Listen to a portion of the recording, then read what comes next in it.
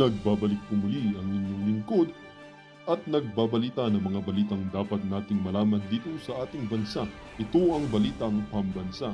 Atin ngang matutunghayan sa channel na ito kung ano ang nangyayari sa loob ng ating gobyerno at syempre tumutulong na rin sa ating mga mamamayan na malaman ang katotohanan dahil mayroon tayong karapatan na malaman ang tunay na nangyayari sa ating bansa.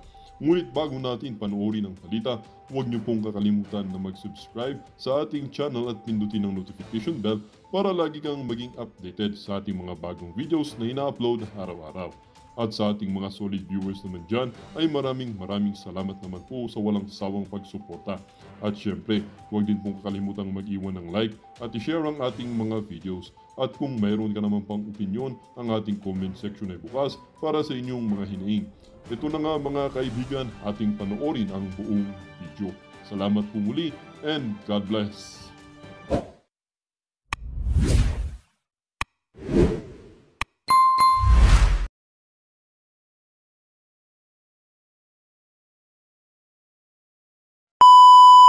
Yun po ang bagong attack dog ngayon ng Malacanang. Whoop! Whoop! Clear, clear, clear! Jump! Clear, clear! Shout! Clear? O yung isa nag-resign. Anak ka ng Diba yung dating PCO nag-resign? anak ka ng Paano ang hirap ipagtanggol ng isang bangag? anak ka ng Oy, Claire, alam mo bang dumudurog yung presidente mo? Hindi mo alam? Hindi ko rin alam, kaya nagtatanong ako sa'yo. anak ka ng O, tanggalin daw po natin yung dumudurog sa record in aid of the legislation. anak ka ng Oy, Claire, ipa-follicle test mo muna yung amo mo bago ka magdadada. Namo. Di ba? Ipa-follicle test mo muna yung amo mo. Mantakin mo yan, Claire. Nag-lawyer ka, nag-aral ka pa ng lawyer, ang ipagtatanggol mo pa isang... Tanungin mo siya, nagko-cocaine ka po, sir, kamo. Ganon. Ganon na sabihin mo, Claire. Sabihin mo, Pangulong Bangag, totoo bang bangag kayo, kamo? Ganon. Tanungin natin siya, di ba? Tanungin mo, BBM. Ganon. Hindi, PBBM. Hindi, anong tawag mo sa kanya? Honorable President, mahal na Pangulo, gano'n. Mahal na Pangulo, nagdudurog daw po kayo ng cocaine. Cocaine, yung sinisinggot, lalagay sa gilagid, gano'n. Gumagamit po ba kayo? Tanungin mo, Claire. Utangin na, ikaw lawyer ka, tapos, ang amo mo. Nangarap ka bang ganyan, Claire? Nangarap ka, isa kang lawyer, nag-aral ka ng lawyer, nagpakadalubhasa ka sa lawyer, tapos ang pinag-aralan mo, being a highly educated person, ang ipagtatanggol mo, di umano ay gumagamit ng cocaine. O di ba? Tignan mo yung panga niya. Claire, makinig ka dito.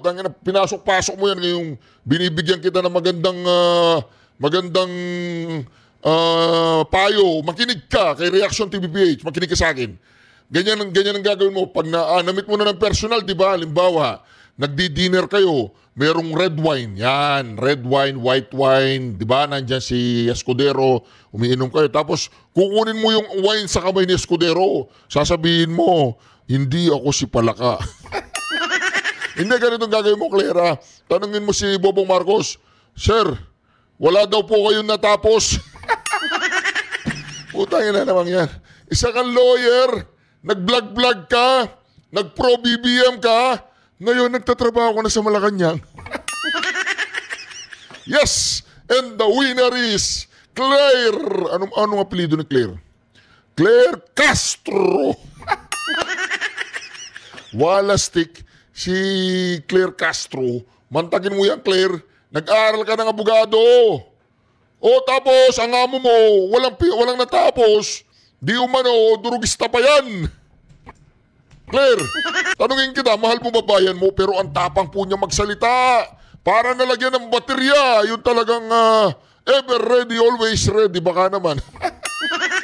Opo, pakinggan po natin mamaya si Claire, no? si attorney daw to, Attorney Claire. Utangin lang yan, nag-aaral ka ng attorney, nag-vlog ka, pro-government ka, pro-BBM, maya-maya, undersecretary. Siya ba yun? Hindi ako sure eh. Bobo din kasi ako eh. Si Claire ba yun? Yung bang nagbablog? Yung pro-BBM, pro-government, siya ba to? O pag-i-comment sa show ko, siya to. Yung YouTuber to eh. Kaya ako, ayaw ko masyadong nagbablog eh. Baka makuha ko dyan sa Malacanang. Pambalansi ba? Pambalansi. O, Reaction TVPH, anong masasabi mo kay Claire? Si Claire, yung nag-aaral na lawyer, ay walang hiya. Hindi ko naman sinabing walang hiya siya. Tatanungin ko lang siya, Claire, okay ka ba? Magkano? Magkano yung suot mo ngayon? Claire, ayos ba yung kasunduan dyan? Yan. Ibebenta mo pati kaluluwa mo. Ayan ako. Hindi ako makapaniwala kay Claire, pinasok-pasok niya yan. Kumikita ka na sa YouTube eh, pinasok mo pa yan. hindi mo na kailangang mag-practice ng law eh. Di ba, YouTuber ka na, kumikita ka na. So, ba't pinasok mo pa yan? Wala nga alis dyan ha, Claire ha? Usapan natin, 3 taon ka dyan. Pag umalis ka dyan, magagalit ako. Diyan ka lang ay ipagtanggol mo nang ipagtanggol si Bangag. Parang yung former Chief Justice Bersamin. Hindi, actually, kinausap ko po si former Chief Justice Bersamin. Sabi ko, doon sa isang vlog ko, Chief Justice, diyan ka lang ha. Alalayan mo si Bobong Marcos ha. Oo, medyo sumasang-ayon ka na lang sa kanya pag tatanggol mo siya. Pero nakikiusap ako, former Chief Justice Bersamin, dyan ka lang, oo, wag kang aalis dyan. Ikaw lang ang pag-asa namin dyan, oo, pero minsan mas baliko ka pa kesa kanya eh. Wag kang aalis dyan, Bersamin ha. Tapusin mo yung kontrata mo dyan. Oo, basta, ganun, tanungin mo lang siya, durugista ka ba ka mo? Hindi mo alam, Bersamin, yung kausap mo, wala sa sarili. Di ba? Katulad nitong si Claire, di ba? O, di ba? Pakikinggan natin mamaya si Claire, ha? Dadaan ako ng dada dito. Ito, pakinggan natin ang Pangulong Duterte muna. Pangulong Duterte muna. Siyempre, ang Pangulong Duterte muna ang pakikinggan natin. Pero hindi talaga ako makapaniwala. Magbablog na lang kaya ako kay BBM para malay natin, maya-maya, papalitan si Claire kung ipapalit. Sasabihin ni BBM, Hoy! Reaction TV, banatan mo ng banatan yung mga Duterte, banatan mo ng banatan, sige ang bahala sa'yo. In your face. Ako, magtatrabaho ako sa inyo.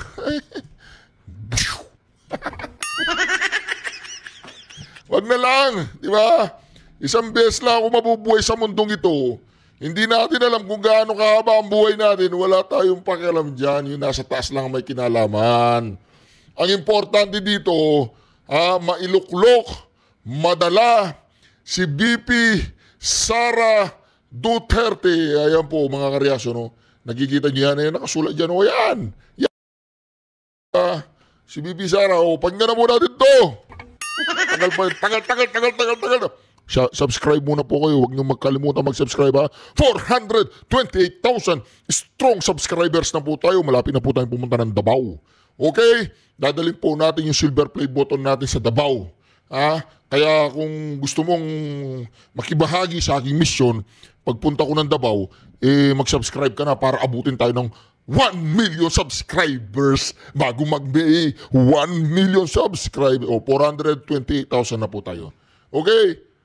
Pagka mo natin to ha. Oy, Claire! Utangin ang yan. Pinasok mo yan.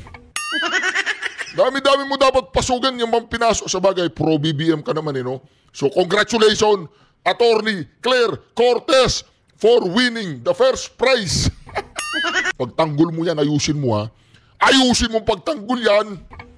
Babantayan kita, ayusin mo pagtanggol yan ha. Babantayan kita. Walang basihan at budol daw ang mga pahayag ni dating Pangulong Rodrigo Duterte kaugnay sa impeachment ni Vice President Sara Duterte ayon sa Malacanang. Kasunod ito ng mga bagong banat ng dating Pangulo na ang impeachment sa bise ay paraan upang gibain siya sa eleksyon 2028. Balita ang hatid ni Mav Gonzalez. Senado mo Kumbinsido si dating Pangulong Rodrigo Duterte na inimpeach si Vice President Sara Duterte dahil ginigiba ito para sa 2028 presidential elections. ilang ang gustong tangtangon si Inday, pamulitika ba? Kay pagkahuman god ni Marcos ug manaog siya ug di siya magdiktador, may naagi ikapuli. Di ba? Totoo naman sinasabi ng Pangulong Duterte, pamumulitika. Takot na takot kayo kay BP Sara Duterte, banda na kayo. Paparating na ang agila ng Davao. Umanda kayong lahat dyan. Talagang manda kayo. Paparating na yung agila ng Davao. Wala sila ikapuli. Wala silang ipapalit kung makakalaban si Inday. Kasi wala talagang talo si Inday. Ngayon pa lang gusto nilang pilayin para okay sa kanila. O, pakinggan nyo to. O, Pangulong Duterte, paki-translate nga ito ng Bisaya. O ang kontra nila si Inday. Why build si Inday? Huwag mo daw. So, karon pa lang gusto nilang piangan. Pinalaga ng Malacanang ang mga pahayag ng So, pihangan, ibig sabihin, pilayin. Natututo akong Bisaya. Pangulong Duterte, tuloy-tuloy ka lang sa pagsasalita mo ng Bisaya, tinatranslate ng GMA7. So, matututo ngayon ako mag-Bisaya. Ano ba? Oh, di ba? Guwapa, guwapa. Dong, dong, dong. Day, day, day. ng Malacanang ang mga pahayag ng dating Pangulo. Sabi, Why build si Inday? Huwag mo daw. So, karon pa lang gusto nilang piangan. O, pihangan, pilayin. O, di ba? Piyangan, piyangan, piyangan. No way, man, no way. pinalaga ng Malacanang ang mga pahayag ng dating Pangulo. O, pinalagan daw ng Malacanang ang dating pahayag ng Pangulo. Pumapalag talaga yan si Bobong Marcos.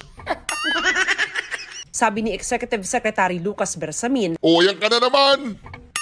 Ayan ka na naman, Sir Lucas Bersamin, ha? Bumabana na naman si Sir Lucas Bersamin. O, anong banat mo ngayon, Sir Lucas Bersamin? Ano? Magsalita ka. walang basihan at katawa-tawa ang mga pahayag. Isa na naman daw itong budol mula sa ani one-man fake news factory. Gaya raw ng laging ginagawa ng Administrasyong Marcos Jr., susundin nila ang konstitusyon, rule of law at gagalangin ang karapatang pantao. One-man fake news factory. Ayos ka, Lucas Bersamin. Dati kang Chief Justice, di ba? Putang ina, ba't ginagawa mo yan? Hoy, Lucas! Di ba dati kang Chief Justice? Oo. Ba't ginagawa mo yan? Nasisikmura mo yan. Nakakatulog ka. Tama nga naman eh, may kasunduan eh. Ano yung kasunduan natin, magkano? Yung kasunduan. Siyempre may sahod ka dyan, di ba? Matanda ka na, sir, ha? Konti-konti na lang. Magpakabait na tayo, ha, Sir Lucas. Tugon ni Bersamin sa komentong diktador sa ilalim ng Administrasyong Duterte nga aniya ikinulong We will not backslide into oppressive ways of the previous administration. Hoy! Yung previous administration ang nag-appoint sa'yo bilang Chief Justice. Nakalimutan mo yun. Yung previous administration, yun ang nag-appoint sa'yo bilang Chief Justice. Nakakalimutan mo yun. Executive Secretary Lucas Bersamin. When critics were jailed upon Trump up, charged and when kill orders were publicly issued with glee and obeyed blindly. Oy, Sir Lucas, naging Chief Justice ka, di ba? O, inappoint ka ng Pangulong Duterte. O, di ba? Huwag kang gaganyan-ganyan. Magbagong buhay ka na, sir, ha? Malapit-lapit na. Oo, hindi tayo mabubuhay ng habang buhay dito. Ang amo mo, bangag yata eh. Tinanong mo na ba ang amo mo kung bangag? Hindi naman kasama sa public trust yung bangag. Pag ano tingnan mo, baka wala na sa sarili yan. Ang mga kritiko ng gobyerno at basta-basta pinapatay ang tao. Si Senate President Cheese Escudero nanindigang hindi sila pwede magsimula bilang impeachment court habang nakabreak ang Senado hanggang Hunyo.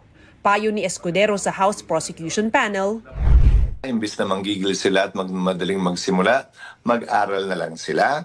Asigasuhin nila yung pagkalap ng ebidensya. Nakakahiya kung hindi nila magagawa yan sa takdang panahon. Sa haba ng panahong dapat sila naghanda na. No?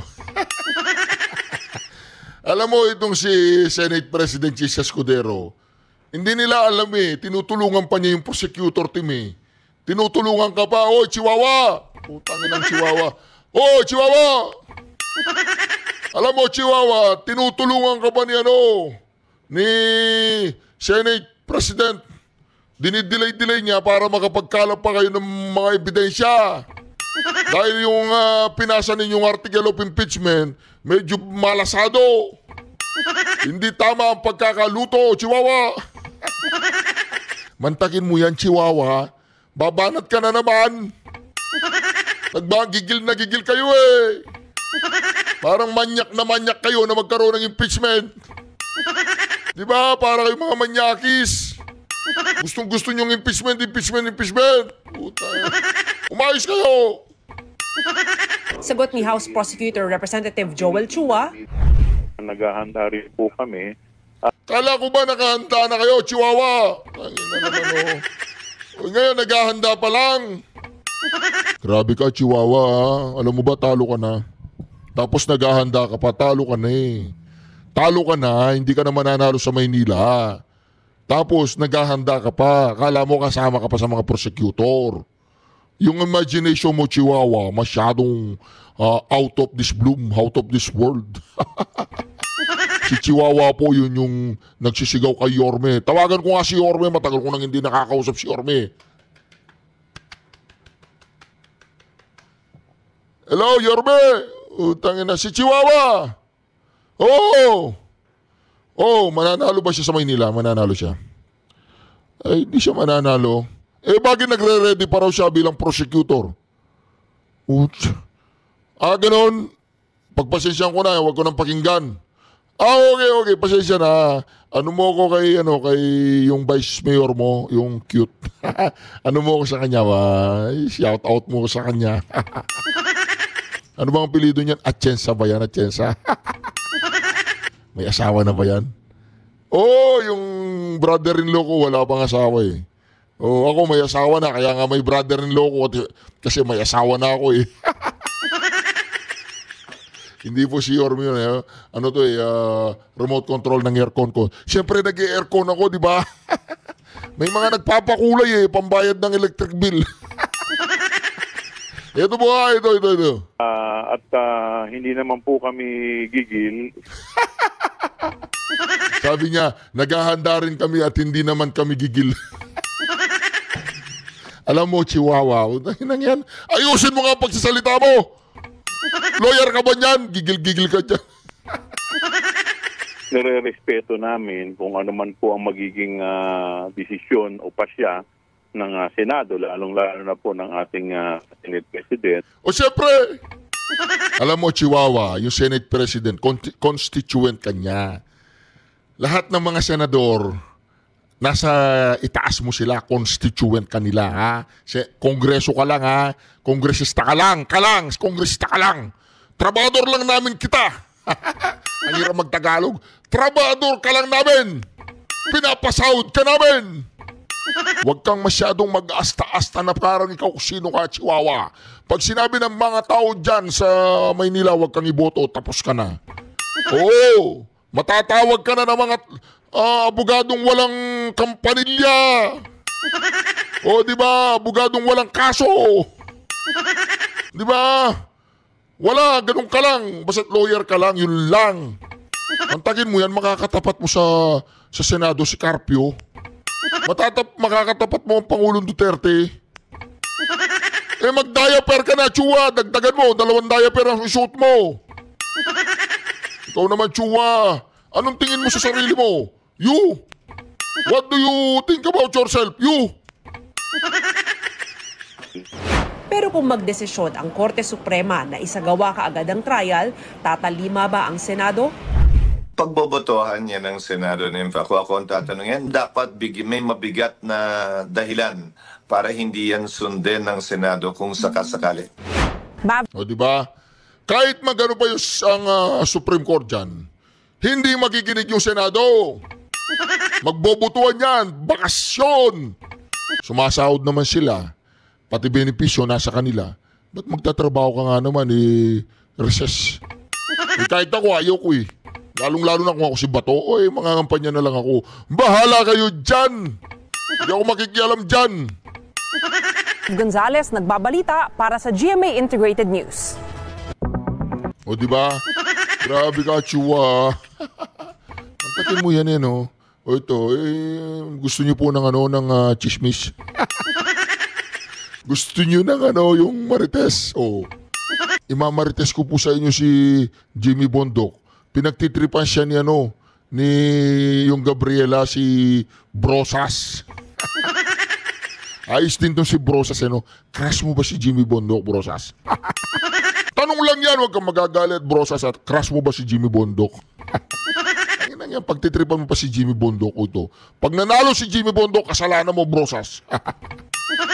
Ito, pakinggan po natin, Binatikos ng grupong Gabriela ang umunay pambabastos ng senatorial candidate na si Jimmy Bondok sa TV5 News. Nambastos si Jimmy Bondok? Para yatang hindi wala sa karakteristik ni Jimmy Bondok ang mambastos ng babae. Baka mapagmahal lang siya sa babae, hindi siya nambastos. Diba? O.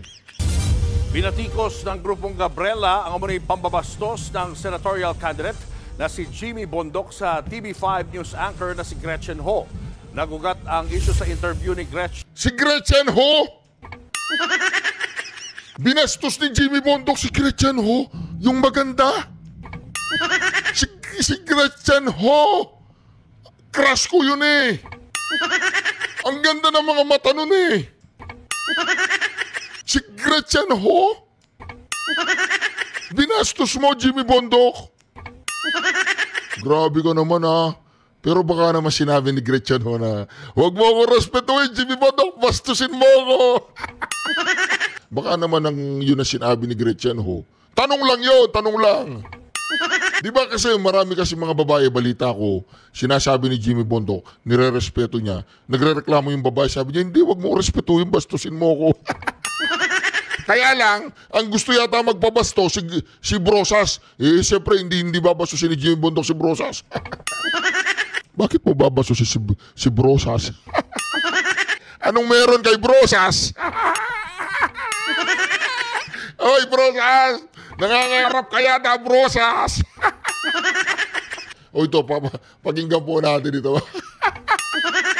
Si Brosas, nagpapapansin kay Jimmy Bondok. Hindi lang maganda ang boses at singer, attorney pa. Kaya lang, kasal na yan O, pakinggan natin ito walang yaka, Brosas. Brosas, tumigil ka dyan. Pakinggan natin pakinggan natin. Mga marites dyan, gustong-gusto to. Binatikos ng grupong Gabriela ang umunay pambabastos ng senatorial candidate na si Jimmy Bondok sa TV5 News anchor na si Gretchen Ho. Nagugat ang issue sa interview ni Gretchen kay Bondok kung saan tinanong siya tungkol sa pagkakakulong ng kaalyado nila sa PDP na si Pastor Apollo Kibuloy. Tinanong ni Gretchen kung bakit tinawag ni Bondok na face of injustice ang pagpapakulong sa pastor kung may nakabinbin naman talagang arrest warrant laban sa kanya. Pero sa halip na sagutin ang tanong, dinaan na lang ito sa biro ng kandidato. Why is it injustice altogether? Weren't they trying to serve justice by sending out the warrants of arrest for the victims who actually filed cases in courts? Hindi, siguro ganito. To quickly settle the issue kasi ayaw kitang kaaway, masyado kang maganda yung Kamawawala na tayo ng oras. Hindi, totoo Konti naman na lang. Totoo. Kinilig po si Gretchen Ho doon. Hoy, Brosas, isa bang uri ng pambabastos yun para sa'yo? Ayan tingnan mo yung facial reaction ni Yan ba yung mukhang nabastos? Kahit naman sino siguro gustong magpabastos kay Jimmy Bondok di ba? Bukod lang sa attorney na maganda na ang boses, sikat pa. Kaya lang, kahit anong gawin mo, Brosas, ikaw, hindi ka babastusin ni Jimmy Bondok. Nagre-reklamo si Brosas. Nagseselos kayo. Nagseselos po si Brosas kay Gretchen Ho. Yan ba ang itsurang nabastos?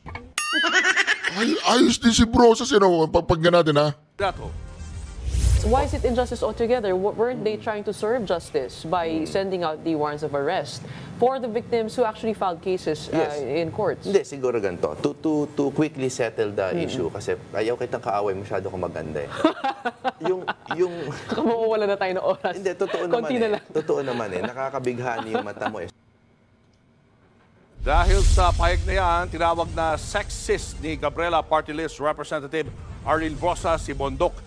Hindi raw tamang itaan sa sexist na biro ang pag-iwas sa mga seryosong tanong ng media. Dapat daw mag-public apology si Bondok sa kanyang inasal. Sinubukang kunin ng News 5 ang panig ng kampo ni Bondok pero wala pa silang pahayag. Meron po ba kayong narinig na masama doon sa sinabi ni Jimmy Bondok? Di ba kinikilig nga si Gretchen Ho eh? Si Gretchen Ho, babastusin ni Jimmy Bondok. Di ba? Kung gano'n naman ang paraan ng pagbabastos ng isang Jimmy Bondok, napakaganda ng mga mata mo. Napakaganda mo. Di ba? Di ba? Anong klase? Ikaw naman, bro. Hindi, para sa inyo po mga ka-reaction, kabastusan po ba yung ginawa ni Jimmy Bondok? Hindi, di ba? Kinilig nga si Gretchen Ho eh. O tingnan po ninyo yung reaksyon ni Gretchen Ho ha. Walang hiya si Brosas. Masasabi kong walang hiya ka. Ay hindi, o pakitanggal po yung walang hiya sa recording aid of the legislation. Diba? O hindi ka na walang hiya, sige, binabawi ko na yun. Baka sabihin mo sa akin, reaction TVPS, bastusin mo ako. Oy, Brosas, tumigil ka dyan, hindi kita babastusin. Nangangarap ka na namang gising. Alam mo, kung kanina ka magpabastos, kay ano na lang, kay... Sino ba yun? Yung mga kasama mo, kay Calyodi, pwede yun. O kaya kay ano, kay... Sino ba yun? Tumatakbo senador. Di ba? Huwag ka magpabastos sa akin, hindi kita babastusin. Re-respetuhin kita. Pero si Jimmy Bondo, sa tingin niyo po ba pambabastos yun? Grabe naman si Brosas. Hindi naman pambabastos yun, kinilig nga siya. Tingnan mo, panoorin natin. Baka nga magka-developan pa ito. Kaya lang may asawa na si Jimmy Bondok. Isang lawyer din. Jimmy ha, mag-ingat ka. Napapanood ka ng asawa mo. Walang iya ka. Si Attorney Jimmy ha, mag-ingat ka. Napapanood ka ng asawa mo eh. Tumitirada ka dyan eh. Hindi, joke lang yun. Mabait po yan si Attorney Jimmy Bondok. Kaibigan ko po yan. Nung unang panahon, umaakyat po kami ng mangga, puno ng mangga. Oo, pag nandun na kami sa taas ng puno ng mangga, makikita namin doon si Amy Marcos. Oo, nasa puno ng mangga, di ba manggagamit yun? Joke lang yun. Ito, panoorin po natin. Face of injustice ang pagpapakulong sa pastor kung may nakabinbi naman talagang arrest warrant laban sa kanya. Pero sa halip na sagutin ang tanong, dinaan na lang ito sa biro ng kandidato. Why is it injustice altogether? Weren't they trying to serve justice by sending out the warrants of arrest for the victims who actually filed cases in courts? Hindi, siguro ganito. To quickly settle the issue kasi ayaw kitang kaaway, masyado kang maganda eh. yung Kamawawala na tayo ng oras. Hindi, totoo naman Konti na lang. Totoo naman eh. Nakakabighani yung mata mo eh. Oh. May masama ba doon, Brosas? Hoy, Brosas, may masama ba doon? Anong sexist doon? Kinilig nga si Gretchen Ho. Di ba? Kung ganyan, ikaw naman, Brosas. Hindi, hayaan po natin si Brosas ha. Dumako na po tayo sa ating pinaka-main event. Ito po ang ating pinaka-main event sa ating vlog ngayon. Si Attorney Claire Cortez. Oy, Attorney Claire! Pantagin mo, Attorney Claire, nagbunga din yung mga patutsada mo, no? Nagbunga din yung lahat ng mga paghihirap mo sa yung vlog. Ngayon nasa Malacanang ka na, everything's paid off. Nagbunga po lahat ng mga paghihirap ni Attorney Claire Cortez. Ngayon po isa na po siyang undersecretary po. Siya po isang undersecretary ng PCO. PCO ba ang tawag doon? Ano ba kaulugan ng PCO? Anong kaulugan ng PCO? Hindi ko alam. Presidential Communication Office ba yun? Anyway, pakinggan po natin si Attorney Claire Cortez. Ang dakilang vlogger na ngayon ay undersecretary na. At ang tapang-tapang parang robot na di baterya na lagyan ng 3 baterya na fresh. Pakinggan po natin ha. Ayusin mo ha. Huwag mo akong pahiya, Attorney Claire. Ayusin mo ha. Panoorin po natin ha. Press briefing ngayong araw, February 24. Makakasama natin si Palace Press Officer at PCO Undersecretary Attorney Claire Castro para magbigay linaw kaugnay sa mga aligasyon sa gold reserves. Yusek Castro? Yes, as of now, may pronouncement ng BSP. Baka pwede natin pakinggan at madinig din nila. We will be projecting the statement from BSP.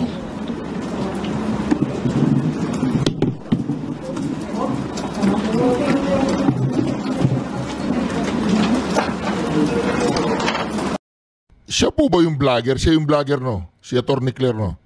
Yung vlogger na pro-government, pro-BBM? Oh, siya ba yun? Wala sige, no? Finally, no? Nagkaroon ng, nagtagumpay siya. O, play na natin. Tagal mo, Reaction TV.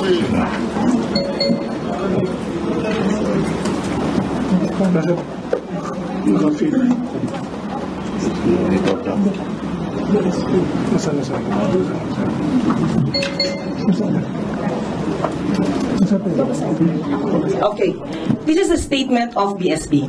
The country's gross international reserves, or GIR, including gold, are held and managed solely by the BSP for the foreign exchange requirements of the country.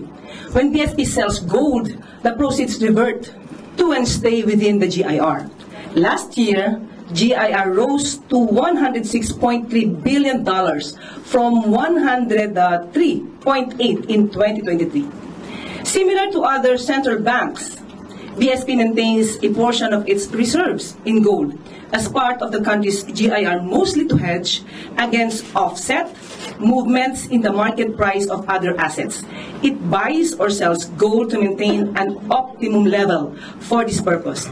Not too big, not too small. Gold prices tend to move in the opposite direction of other assets. Therefore, central banks hold some gold as a hedge against huge declines in other assets in the reserves.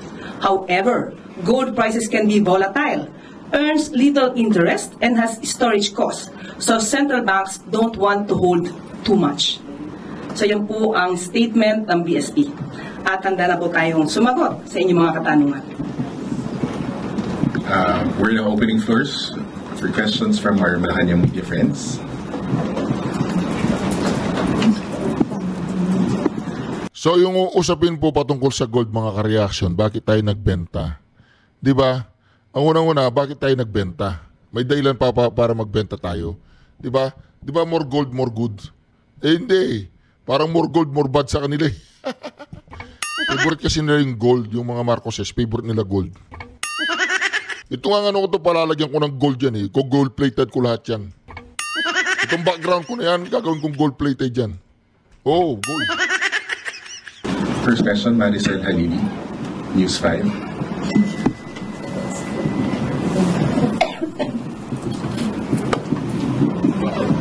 Ma'am, so just a clarification. So ibig sabihin, hands-off si Presidente doon sa gold reserves kasi PRRD mentioned or is accusing the Marcos family of stealing and selling the country's gold. Just so it's clear. Okay.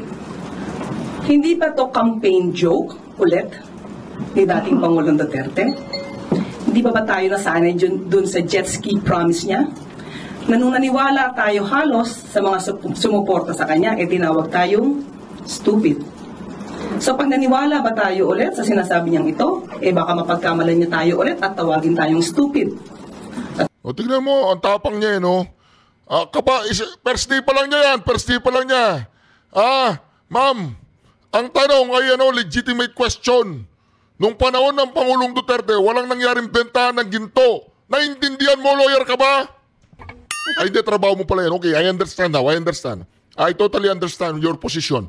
Pero madam naman, huwag kang masyadong magpahalata na napakaganda ng kasunduan ninyo dyan sa Malacanang.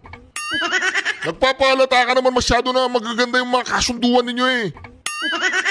Di ba ano na naman, ang tanong, sagutin mo, huwag yung fake news kang ganyan. Joke kang ganyan eh. Nagkikijoke ka na naman eh. Yung joke ng Pangulong Duterte para sa mga DDS yun. Ngayon, kung nandiyan ka, huwag kayong makialam sa joke ng Pangulong Duterte. Problema kasi sa inyo, lahat na sinasabi ng Pangulong Duterte, pinapakinggan ninyo, tapos binibigyan nyo ng mali siya. Mag-focus kayo sa trabaho ninyo, okay? Okay? Anyway, we will take this seriously para naman hindi magkaroon ng fake news, lalo na doon sa mga taong nakikinig sa kanya at maaaring naniniwala pa. Kasi siyempre marami kami. Kahit ikaw nakikinig, kaya alam mo eh.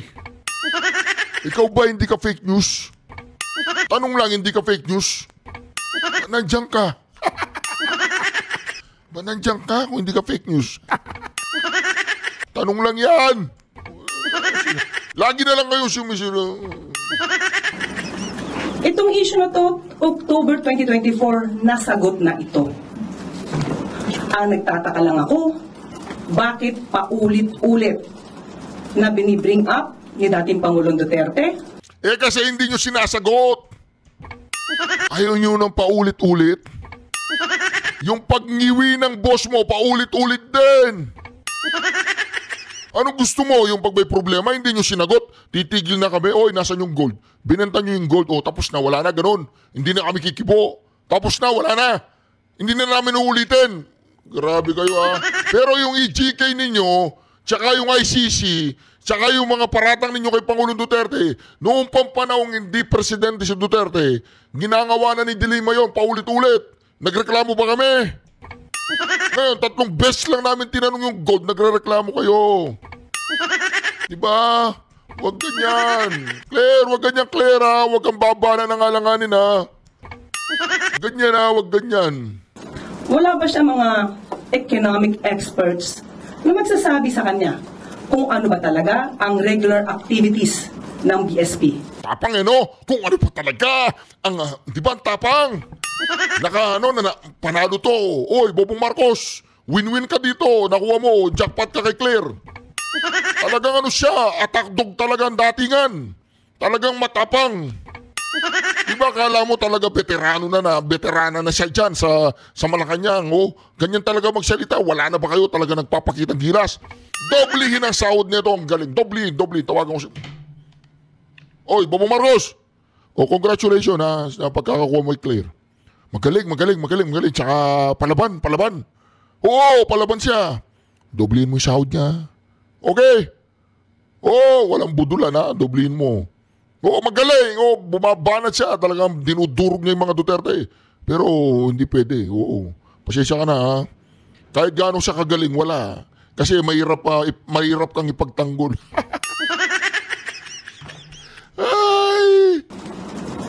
Ayon sa BSP, ang pagbebenta ng gold is just a regular activity.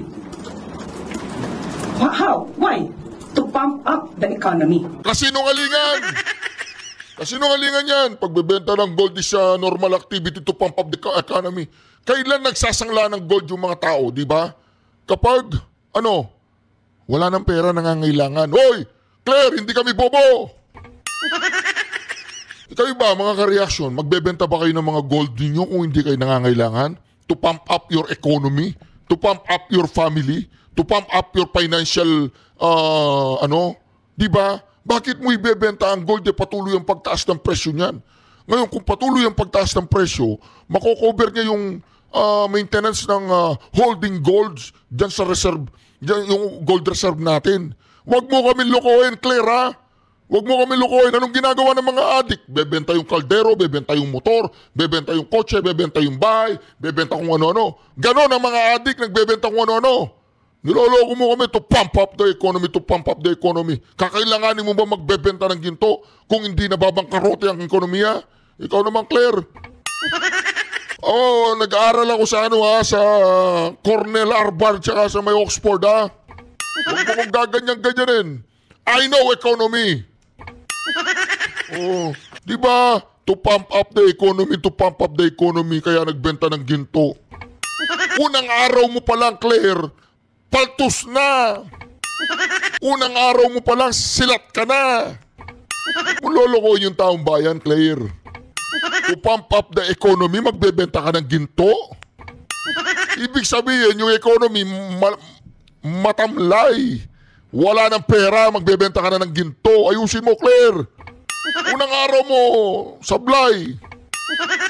O naman, lahat ng addict, Claire, kung ano-ano binebenta. Lahat, pera sa hindi ko naman sinabing addict sa drugs, no? Ang sinasabi ko dito, addict sa korupsyon, addict sa pera, Claire, addict yan. Pag nakakita ng ginto, nanginginig, hindi alam kung paano kukunin yan. Pag nakakita ng pera, nanginginig, hindi alam kung paano nanakawin mga klepto. Ang dami pong pa kasing pinasok yung papinasok mo, Claire, eh. Kala mo lulusot ka kay Reaction TVPH? Tanginang yan. Huwag kang gaganyan-ganyan, Claire. To pump up the economy. Magbebenta ka ng ginto. Hindi nangyari sa panahon ng Pangulong Duterte yan. Hoy, Claire! Even at the time of former President Duterte, trabaho na ito ng BSP. Hindi niya ba alam iyon? Hindi! Wala namang nangyaring bentahan. Wala namang nabalitang nagbenta. Wala! Sige nga, maglabas kayo ng ebidensya na nagkabentahan ng gold nung panahon ng Pangulong Duterte. Maglabas ka ng ebidensya. Hindi naman magsasalita ng ganyan ng Pangulong Duterte kung nagkabentahan ng gold. Okay, now, Claire, nahihirapan ka na, Claire. First day mo palang, Claire, nahihirapan ka na. Halatang ka na, yung stress. Yung pagsasalita mo palang halatang stress ka na eh. Gusto mong magpakitang gilas sa boss mo. Gusto mong magpakitang gilas dyan kay Palaka, kay Tamba, tsaka kay Ngagba. Wala na, stress ka na, Claire. Halatang halata ka na, Manang. Sabi nga dito, ang pagbebenta ng gold, kung mataas ang presyo, dapat ibenta. Oy, Claire! Hindi naman tumitigil mo, tumataas ang presyo. Nag-contact lens ka pa. Hindi ba AI yung mata mo, hindi AI? Ang cute kasi eh. Hindi kita binabastos, ha? Pero wag mo naman akong bastusin. Pag mataas daw ang presyo ng ginto, bebenta. Claire, for your information, kahit kailan hindi bumaba ang presyo ng ginto. Pataas ng pataas yan. Claire naman, wag naman ganyan. Sabi ng PSP, hindi pwede silang mag-hold that much of a gold. Ha? Okay? Hindi sila pwede mag-hold, bakit? Now, ang nagtataka lang tayo, bakit hindi ito alam ng dating Pangulo? Kasi hindi niya ginagawa yan. Hindi niya ginagawa yung pagnanakaw. Oy, Claire, magulos dili ka, ma'am. Di ba, ang ganda-ganda mo pa pagkakaayos sa'yo. Sino ba nag-ayos sa'yo? Sinong makeup artist mo? Ikaw lang, nag-makeup ka mag-isa mo? O di ba, walang ganyanan. O tingnan po niyo si Claire, o di ba? Walang ganyanan, Madam Claire. Walang ganyanan. Hindi ginagawa ng mga Duterte yan. Kaya hindi nila alam kung paano magbenta ng ginto. Hindi nila alam kung paano magnakaw. Kaya lang, yung amo mo, si Tamba, si Palaka, master sila. Ano sila talagang laki sa nakaw. Di ba, ganun yung kanta ni Bongbong. Bongbong, di ba? Siguro bago siya magbigay ng itong klaseng intriga, mapapansin nyo sa kanya mga statements. Hindi naman detailed. Halatang halata pong stress na si Claire. Di ba, ipagkanta ko siya, di ba?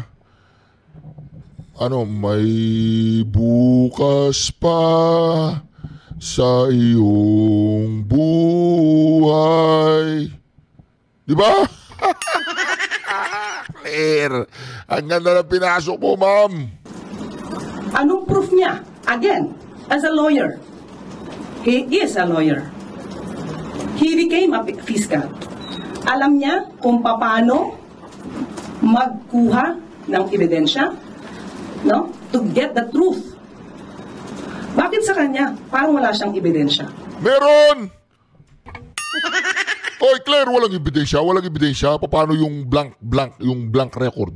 Yung bicameral committee report, paano yun? Wala silang ebidensya. Pinapagpaliwanag na sila. Ngayon, ang Solicitor General, umihingi pa ng additional 5 days.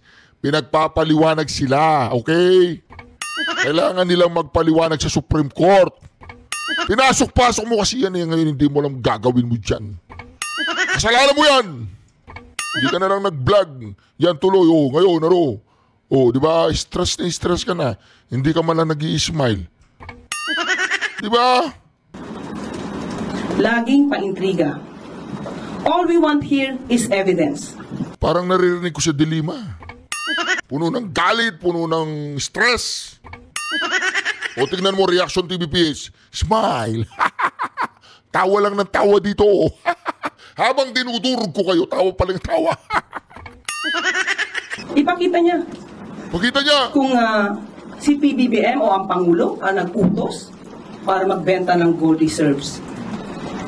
Samantalang sinabi rin ng BSP, solely and managed ito. No? Solely managed by the BSP. Ikaw naman. Parang kahapon ka lang ba pinanganak, ma'am? Kahapon ka lang pinanganak, walang kapangyarihan yung presidente na, beta natin yung mga ginto. Ang dami pa palang natitira. Kala ko naubos na namin noong 1980s. Marami pa pala natitira. Tangin lang yan, Claire. Anong ginagawa mo dyan? So paano magkakaroon dito ng hand or pakikialam ang Pangulo? Johnny, you, People's Journal. When you said you will take this seriously, what do you mean by that? Will the government file charges against the former president? Hindi naman po. Sasagutin lang namin yung mga joke na lagi niya sinasabi.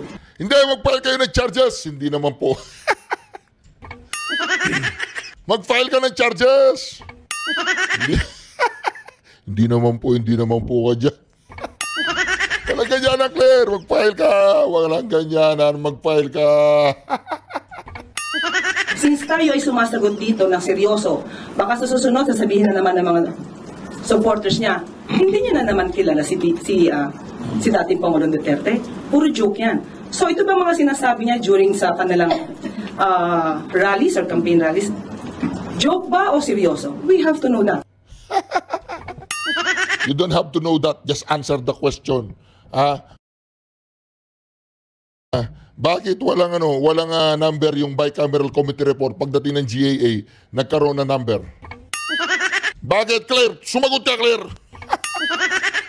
Hindi mo alam, Claire. Papaalam ko sa iyo maya-maya, huwag kang mag-alala. Okay. And also, ma'am, would you know under the Marcos administration kung ilan na pong gold ang naibenta? As of now, wala tayong records, pero sabi nga nila, according sa BSP, kukunin namin ito. Wala daw siya. Ba't may karapatan ka bang kunin yan? Di ba, yung mga reporter na yan, Claire, papuntahin mo sa BSP. Huwag ka na magpagod, di ba? Wala naman siya ang boss mo dyan. O ba nagpapagod ka? Sabihin mo sa mga reporter na yan, pumunta kayo ng BSP, doon kayo magtanong, wag sa amin. Kasi wala naman siya ang presidente dyan eh. Ngayon, bakit nyo yung papaliwanag? Bakit kayo magpapaliwanag? Di ba, hindi naman, wala naman kayong katungkulang magpaliwanag. Claire, ayusin mo ang trabaho mo, first day mo pa lang eh. Kung inyo pong i-require at alamin po natin kung maibibigay po sa atin ng BSP ang records na ito. Pero ang sabi nga po nila, mas tumaas pa po ang GIR natin to $106.3 billion. So ibig sabihin, hindi tayo, wala tayong problema sa gold reserves natin. wala daw tayong problema sa gold reserves natin. Hindi naman namin sinasabi may problema tayo sa gold reserves. Ang sinasabi namin, clear. Bakit sila nagbebenta? Bangkarote na ba tayo? Di ba? Ano lang yan eh. Kumbaga, common sense lang yan, clear. Kaya ka nagbebenta ng asset mo, ng hard asset, it's just because yung financial standing mo ay medyo nagpa-falter, medyo nagkakaproblema. So magbebenta ka ngayon ng ginto, lupa, mga ipa-privatize mo yung mga kung ano-ano pang agency dyan. Diba, Claire? Huwag mo kaming ganyanin. Alam namin yan. So that's fake news. Ang sinasabi nila ay fake news. Paano magiging fake news yun? Claire! Paano magiging fake news yun? Hindi ba sila nagbenta? Claire, huwag kang gaganyan-ganyan dyan. Ayusin mo yung trabaho mo. Pinapasahod ka namin. Mas formal na word, disinformation. Thank you. Next question, please. Do we still have questions from our media friends? First day pa lang po niya, talagang stress na. Paano pa kaya? Ganon, am I that stupid? English yan. Tagalog niyan is ganon ako gagago. Abogado ako, fiscal ako, ganon ako gagago. Tama kayo, Mr. Chair. Tama po si Mr. Duterte. Oh, narinig mo yung Claire? Tama daw si Mr. Duterte, sabi ni convicted Castro. Oh. Pia Gutierrez, ABS-CBN. Hi ma'am, good afternoon. Ma'am, in responding sa sagot nyo kanina regarding yung naunang statement ni dating Pangulong Duterte, si former Chief Presidential Legal Counsel, Attorney Salvador Panelo said that it's actually the government, the Duterte the Marcos administration that's the biggest spreader of fake news. And I quote yung sinabi niya kanina sa ANC. It's funny because it's the government, the huge corporation of fake news. For instance, when the police assaulted the KOJC, they were saying the police were not armed. They say there were no blanks in the BICAM report, which was the basis of the enrolled bill that was signed into law. Your comment po. So si Attorney Panelo yung nagsabi na Makinig ka, hindi niya alam, sasagot niya, hindi niya alam.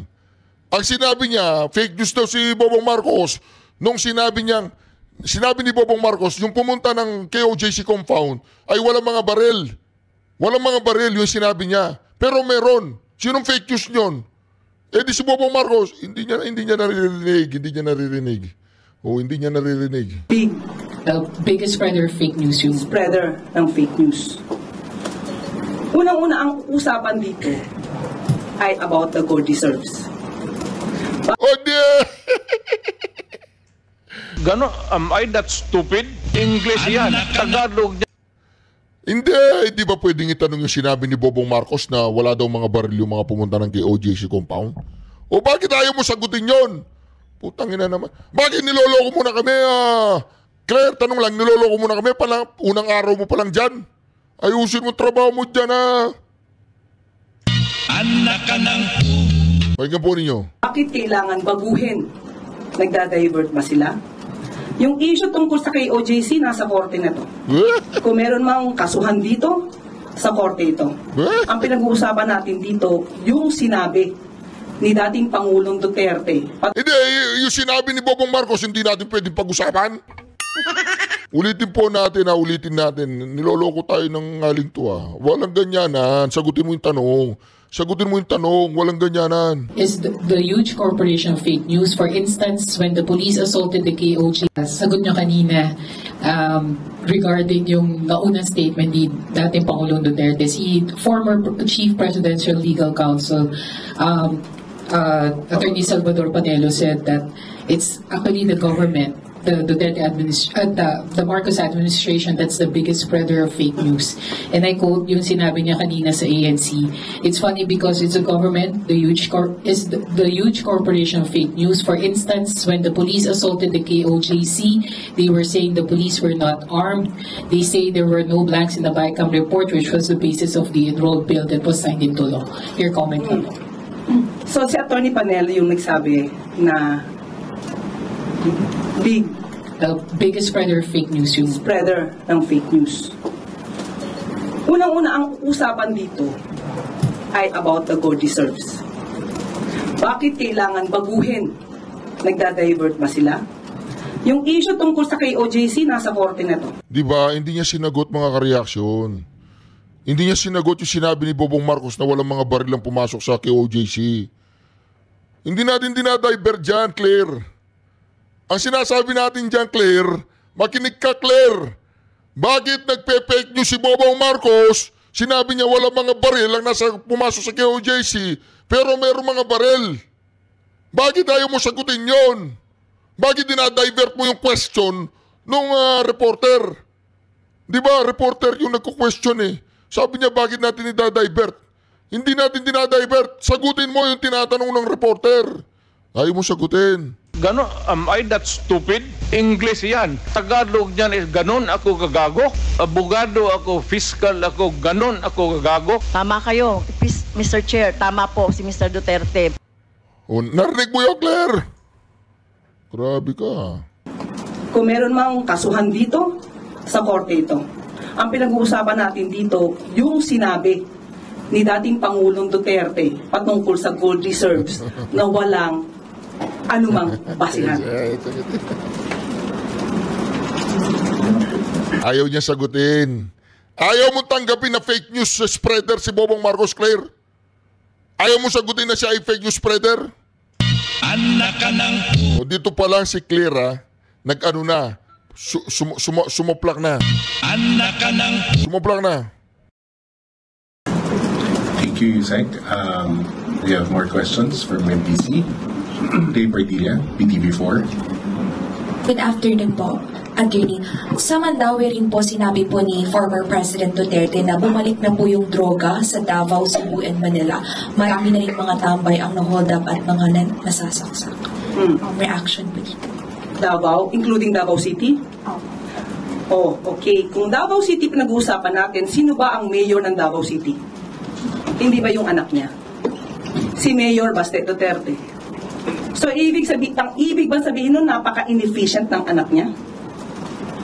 Again, ulitin natin, nasaan ang data patungkol rito? At tandaan natin. Akala po ba ninyo, first day pa lang niya yan ha? Alam po ninyo, pag ganyan ang mga style ng mga tao, talagang maganda yung kasunduan dyan. Talagang pakitang gilas. Todo pakitang gilas. Nung panahon niya, at least ngayon may record kung may namamatay. Nung panahon niya, meron bang nare-record doon sa mga biglang nawawalang mga tao? Tanong lang natin yon. So dapat yun siguro, alamin din niya. Pero as of now, sabi nga natin, anak niya ang namumuno sa Davao City. Bakit ganun ang kanyang lungsod? Galing no? Congratulations, Bobong Marcos! Meron kang napakalupit na attack dog ngayon. Kaya lang yung attack dog mo, first day pa lang, stress na. Ayusin mo, Claire! Hindi mo ayusin yung trabaho mo. Hindi mo sinagot yung tanong kanina na wala namang baril daw, sabi niya pumas. Tapos sabi, hindi, pag-usapan natin dito, Gold. Huwag natin pag-usapan yung sa KOJC. Namo. Ivan Medina, GMA7. Yusek, kakapanumpa niyo pa lamang po ngayong araw na ito as Undersecretary and Palace Press Officer. And you come out with guns blazing. Ito na po ba ang magiging communication stance ng Administrasyong Marcos starting today? Siguro ganito lang po talaga ako. When it's for the truth, ilalaban natin yan. Wala tayong, hindi tayo Ayusin mo! Huwag kang mag-imbento na salita dyan! Huwag mo na sabihin yung truth when it's for the money na lang, ganon. Or truth ka pa dyan.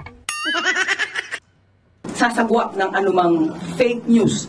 Basta kaya maalab ang damdamin natin sa pagsasalita is because we know we are fighting for the truth. Do you think it has come to a point that the administration needs to take this, firmer stance against fake news because it has already gone to worrisome levels? Yes. We have to fight for that. We have to fight against fake news. Otherwise, yung mga tao na naniniwala sa kanila, maiiba ang isip nila. Paano yung mga tao naniniwala sa inyo? Hindi nyo sila inaalala kung naliligaw sila na landas? Di ba paano? Ako hindi ako newscaster. Hindi ako